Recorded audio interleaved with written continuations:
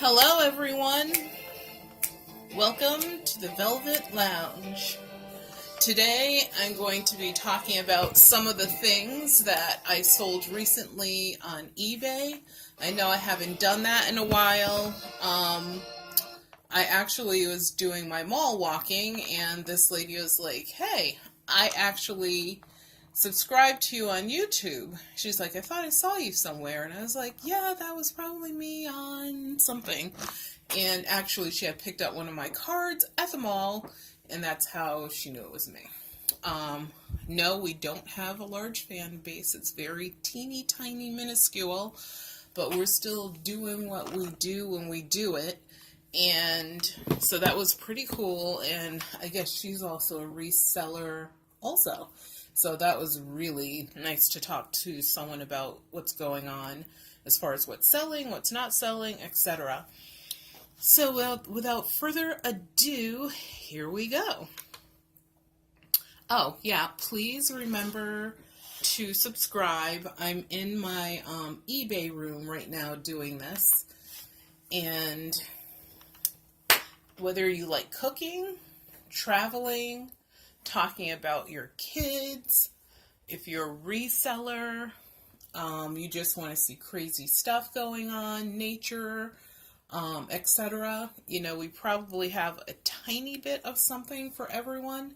So, you know, we're pretty much just a variety channel, so please subscribe. So here's the first thing that I have up. It's by Primco, Primco. It's made of ceramic, and on the underside, which there's a picture, but I'm not going to scroll to all the pictures, but right in this like grating underneath, there is wiring and a bulb holder, because these were actually called television lamps. So I don't know how old anyone is out there, but if you are from the 1980s or older, you probably had a huge box television that sat on the floor. Not a huge one, not like the big projection ones that came out like in the 90s. And especially if you're much older than that, then what you would do is put one of these on top of your television to give more light, sort of like an ambient light to the television. Whether that science really worked or not is a whole nother thing. But a lot of these were made like millions upon millions. But right now, obviously, you will find very few of them out there in the world. But this design actually is one of the more popular ones. And it has this oriental motif to it. And it's actually really, like, you can see the brightness of the green. It's really pretty crisp. This one was made really well. It wasn't like one of the cheap imports where they, like, see the details in the face. They did a really good job on this one. But I actually got this for free, and I sold it for $29.99 plus $14.95 in shipping and handling. And that went to Florida, if I recall. Yeah, it actually went to Florida. It was a gift for someone. Next, I have a collection of mother of pearl belt buckles.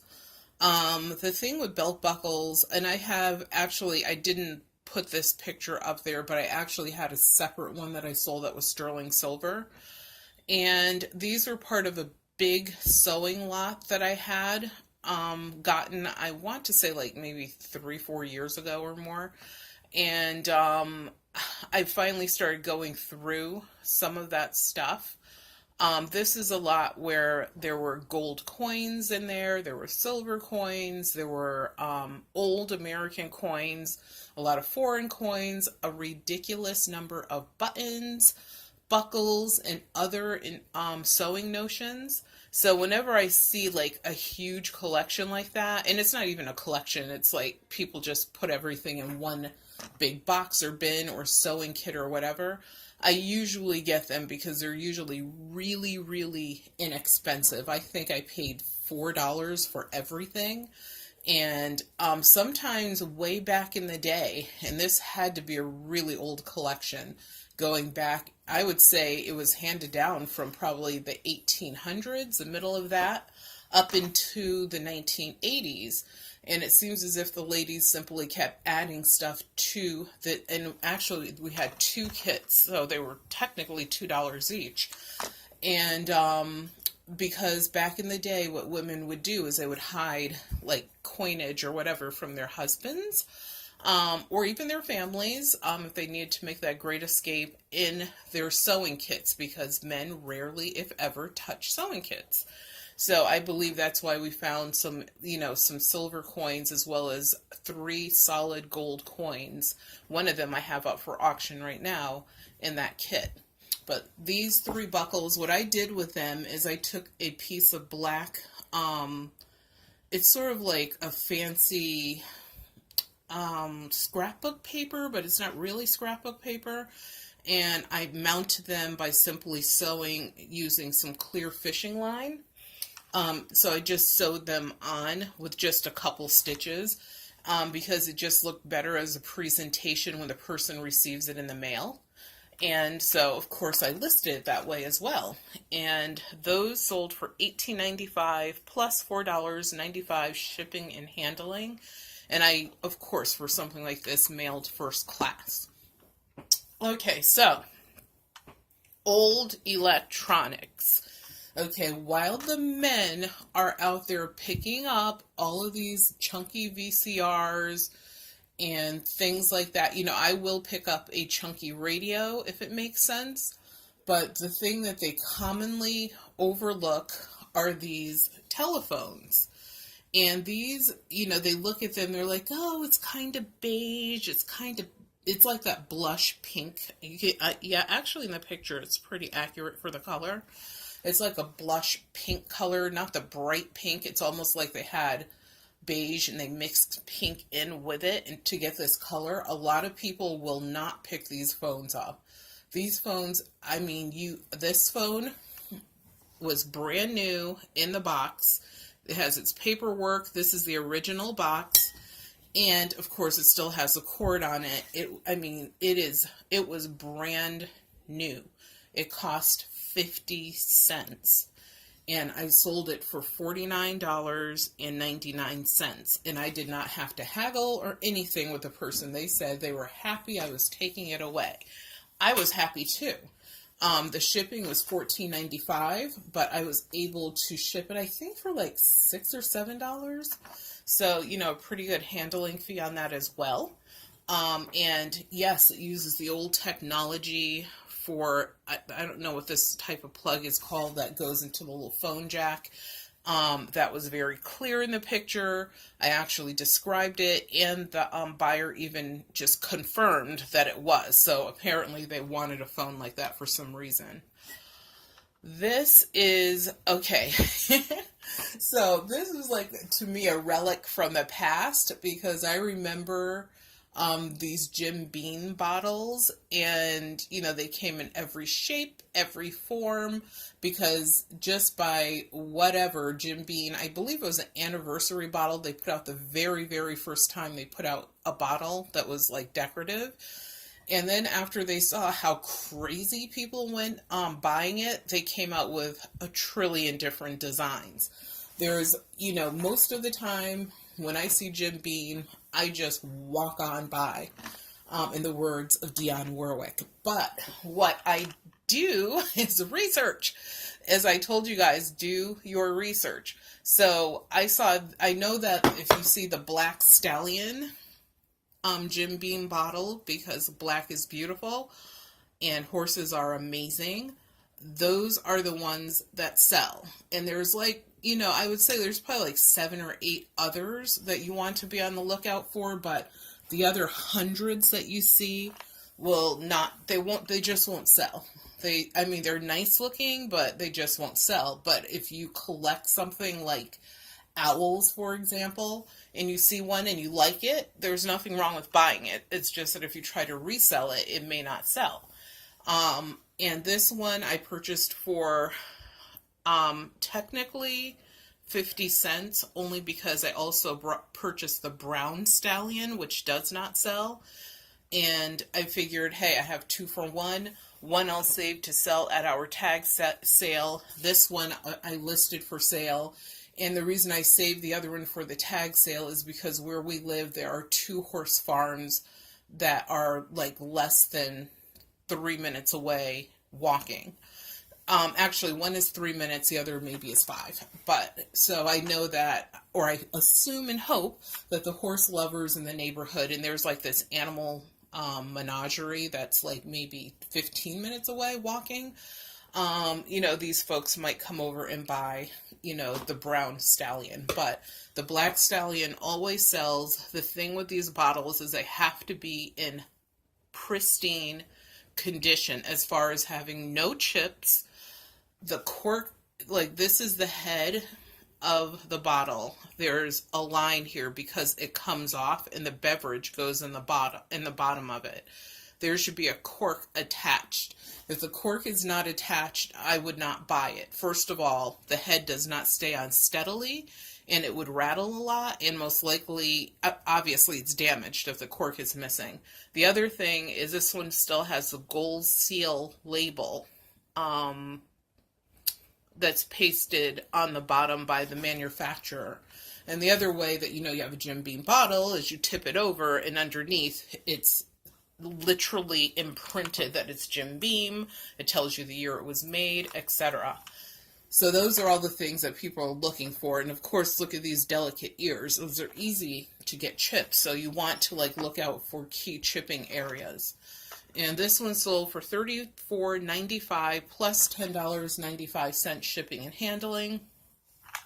And I sent it, through the economy mail, U.S. postal. So we made a couple bucks on the handling for that. I should have put up a picture of this so that you could see what some of the die cuts look like in here. But this is a Victorian scrapbook. That is different than a Victorian photograph book or a Victorian photo album. The scrapbooks literally have die cuts of old flowers, children, romantic scenes. There may be buildings, there may be pastures, but these are actual things that they used to collect back in the day. Sometimes people would put their calling cards that they received in here. Greeting cards could be in there as well. But it does not have actual photographs of actual real people, unless they're romanticized, such as a die cut of Lincoln or Washington, something like that. But this I want to say it had about 70 some odd die cuts. Maybe there were more. And there were some other odds and ends, some really old postcards. There weren't that many of them. There were just a few. And then some other little advertising pieces. And I purchased this scrapbook as well as another scrapbook, which I sold, I want to say a couple of years ago. So I've had this for 2 years. I never listed it because I was I'm not sure how I'm going to list this, and is it the right time? And, at one time the market seemed to be flooded with these, so I held on to it. And now there's, of course, when you have these antique items from the 1800s or older, they're never going to be reproduced. So the longer you keep it, the more value it should have. However, don't keep things forever or you will be considered a hoarder. And you'll have another issue. But so this one I finally listed for sale, and it sold for $59.99. It only had one bid on it, and it shipped for $9.95. And I think I shipped this medium mail. I'm pretty sure, and I don't even know if that was the right thing to do, but the lady at the post office said it was fine, so I only paid $3 and something for shipping and handling. That's a repeat picture. And here, okay, this is a really weird one. And when I told my husband I was listing these for sale, he's like, "You've got to be kidding." He's like, "Finally, I have to say there's something that I don't think," he didn't think anyone would buy. But the thing is, mid-century modern is still sizzling hot if you find unusual items. So if you have like, pretty mundane, not mundane, but pretty, popular items that people see over and over and over again, yeah, those are not selling because the market is flooded. But so what you want to do is look for the unusual, and these are truly unusual. These are chain links, and what you do to link them together, that's why they each have openings. There are, or were, 56 of these. So, or actually, I can see it there, 52 of them. There were 52 of these links. And so what I did, and when I got them, they were not as clean as they are in this picture. They weren't that dirty, but what I did is I simply used some you guys know I did a video on tools you should have for like reselling. I used some Windex, and I basically put them in a sink, and I sprayed them a couple of times to let the layers of invisible grime come off. Then I used my hose to spray them to rinse them off. Then I used a couple pieces of paper towel just to blot dry them. I let them sit there and air dry, and they came out this shiny, like crystal shiny. And these are like have the atomic bubbles in them. I don't know if you can see the bubbles, but they all have like the atomic bubbles in them. And that's what people want when they buy the lucite atomic stuff. So having knowledge of lucite atomic and mid-century modern stuff, I was able to sell these for $34.99 plus $9.95 for shipping and handling. And the shipping on these, I want to say it was like $7. It was almost $8. So not a lot made on handling there, but that was fine because I was able to, I put them in a padded priority rate United States Postal Service like envelope thing. It's like a mailer package thing. And so I couldn't believe that I fit all of them in there, but I did. And they measured about 3 inches, 2.5 to 3 inches in length. So that was one of my fun sales. And that was from a pick that we went on. This is from a pick that we did. This is an early 1800s walking stick. It's like the naughty, they call it naughty because of these little nodules that are naturally occurring in the wood. You can see them all over the place. And it has a silver tip on it, so this was applied by an artisan, a man, a woman, or whatever, way back in the 1800s. The patina on this was beautiful. It was smooth. It was dark. You could see here where it's a little bit lighter from people, whoever using it, or there could have been many people that use this over the many decades. So you can see there's hand wear there. And then at the very bottom of the tip, you could see that it was it's a silver tip at the bottom as well, but it was a little bit worn from being used. So I like that character in it. And this sold for, oh, and I said, okay, I was just reading what I wrote up there. But this sold for $74.99. It only had one bid on it, and it shipped for $19.95. So, okay, the shipping on this was a little bit high. And the reason it was a little bit high is because I did not know that the post office actually sold these rectangular tubes. They don't sell them. I'm sorry, they're totally free. It's a rectangular tube, and what you do is you simply fold it, and the shape is a rectangle, and you could put like posters or any other thing that you can roll up, or obviously something long and skinny like a cane in it. And the shipping, I couldn't believe it. It was only like $6 and some change, maybe $7 and some change. So what I did is I gave the buyer a little bit of a refund because I just felt that they paid too much for the shipping. So I think I sent them back like $6. So The next item I have is a Doughboy World War One military numbered. It actually had the issue number, like when the soldiers are assigned things have numbers on them so they can make